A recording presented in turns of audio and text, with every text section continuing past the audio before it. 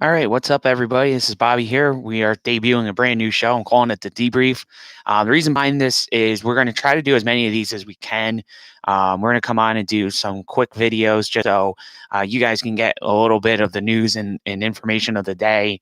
And we'll be doing this as often as we can. I don't want to say it's going to be every day because it might not be every day.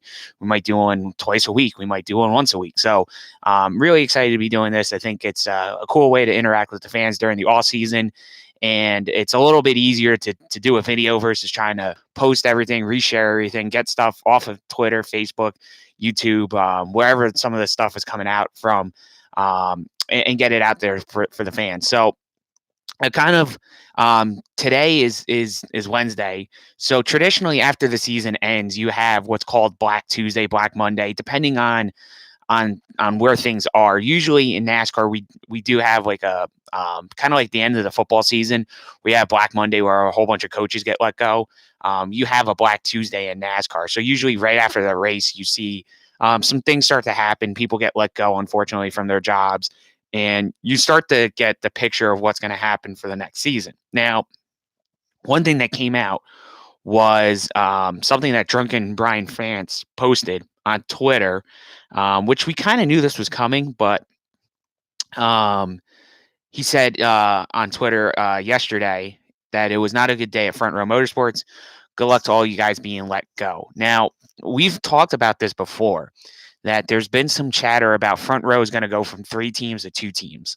I don't know if that's, you know, his way of saying that that's what's coming at Front Row, but it sounds like Front Row is going to scale back from 3 cars to 2 cars. And I think it really, what solidified that was Matt Tiff, unfortunately, having his seizure there at Martinsville and not being able to run that race. And then him and the team agreeing to mutually end their agreement, or I think it was a contract option for 2020. They mutually agreed not to go through with that. So I believe Michael McDowell says he expects to be back at Front Row. So the 36 car, whether that is a 36 car next year or that becomes a 34 and they just run the 34 and the 38 and the 36 team basically goes away, is remain to be seen what happens there. But it looks like there's at least a car at Front Row that has been trimmed off the roster after yesterday's event. So it sounds like they're going to go to 2 cars. It sounds like the second car is John Hunter Nemechek's car to lose, is what I've been seeing. So it sounds like John Hunter Nemechek might be a rookie of the year contender in the Cup Series next season, which again doesn't surprise anybody. The other news that came out yesterday that was kind of made you scratch your heads a little bit is Richard Childress Racing once again kind of scaled back a little bit. They let some folks go in that shop as well. Don't know if that's related to the potential that they're shutting down their Xfinity program. That was something that we really don't know what's going on as far as the Daniel Suarez front.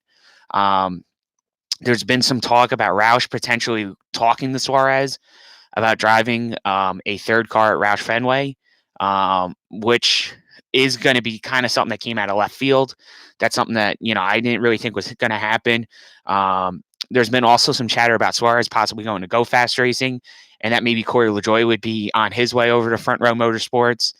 Corey kind of sent out a very cryptic tweet after the race on Sunday. He said, I was able to check off full-time Cup Series driver off my bucket list. Now what's next? And I think that was kind of cryptic in the sense that Corey, I think, was kind of hinting that there might be something going on over at Go Fast that he might not be able to be in control of. We know that Stewart-Haas Racing has signed an agreement with Go Fast for next year to supply him some cars. So it remains to be seen. I mean, I think the Daniel Suarez ripple of whatever happens here with Suarez is going to be felt some way, somehow. So I don't know. Like I said, it seems like Roush is on the table. It seems like Childress was on the table. Tony Stewart made some very interesting comments at Homestead Miami Speedway. He said that he wants to try to keep him in the fold as much as possible. So we'll see what that means. I don't know if that means they're just going to try to keep him in the Ford camp, or if that means that he's going to stay somehow affiliated with Stewart-Haas. Who knows? I mean, we do know, I think Tony's kind of thinking long-term as well. is that, Kevin Harvick's probably going to retire in the next couple years. Boyer's not going to stay around forever. They only have, besides Cole Custer, who's replacing Suarez in the 41, they only have one other driver in their system that in the next couple years would be Cup ready, and that's Chase Briscoe. So I don't know if Tony's thinking long term and saying, if we let Suarez go now and he goes to Childress, who am I going to get to replace Boyer, Harvick? And then, and you already have Custer in a Cup car. And he's got, at least Suarez has sponsorship. You're not going to have a lot of sponsorship money behind Cole Custer unless they make some surprise announcement that we don't know about. But as far as I know, Gene Haas is paying for this out of his own pocket. And I think it's just going to be very interesting to see what happens with that. So we'll see what happens. Like I said, I think the Suarez thing, it's going to be, it's going to cause a ripple, whether it's, like I said, a go fast and then you see Corey LaJoie on the move. Does he go to Roush? And what happens there? Because how does that fit into Tony's statement of we're trying to keep him in the family? I think that he means trying to keep him somehow tied to Stewart Haas. Also, another thing that we've heard some grumblings about is maybe Suarez goes to the Xfinity car and replaces Custer in that 00, so that they can keep that team afloat. Because honestly, Chase Briscoe doesn't know what he's doing next year. He would love to stay at Stewart Haas. That hasn't been announced or anything yet, so we don't know what's going on. Cole Custer's coming out into the Cup Series. So Stewart Haas might be shutting down their Xfinity program. We really don't know what's going on. So there's a lot of stuff out there that, like I said, it's going to probably be, I would say, at least a month, if not longer, before we really know what's going to happen. But Suarez, I think, holds a lot of keys to the remaining puzzle of this offseason. And like I said, John Hunter Nemechek sounds like he's probably under some serious consideration at front row. We had GMS add yet another truck to their stable for 2020. So Zane Smith was announced as the new full-time driver at GMS Racing, which, again, I think kind of goes to the point that you will see. I don't know if they're going to make an announcement or it's just going to come out of the woodwork somehow, but it sounds like the Xfinity program at GMS is officially done. Being that they're adding 2 trucks, it sounds like that's what they did to replace the Xfinity program, which makes sense. I mean, they're a truck team first anyhow. A lot of those cars they were racing were cars that were former JRM cars or cars that were built by Hendrick, and those cars were at least a year, if not older than that. So John Hunter did a lot with old equipment over at GMS Racing. I don't really want to talk a lot about, what happened this weekend and all that. On this show, we're just going to do quick videos, probably right around this length, as much as we can. I don't want to say every day, but we'll try to do that as much as we can. Really, there's not much else going on beyond that. Like I said, it's kind of a quick news day, but we'll cover a lot more tonight on Facebook. So you go facebook.com/recruit chief. We'll be going live right around 7:30. So we'll talk to you guys then.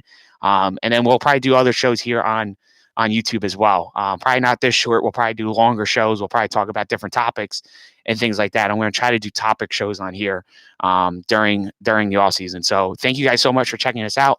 Please subscribe to the channel. Tell your friends about it. Thanks for all the support this season. I really appreciate it. I know we're way over 1,800 likes on Facebook. We have to build our YouTube channel. We don't have any subscribers. I really would love to have a couple subscribers after watching this video. So please subscribe. We're going to try to do as much as we can this off season. And thank you guys for all the support this year. And hopefully you guys have a safe holiday season. If I don't see you until then, but have a safe holiday season. We will see you probably, sporadically throughout the off season. Like I said, I'll try to do this show as much as I can to give you guys the news and notes.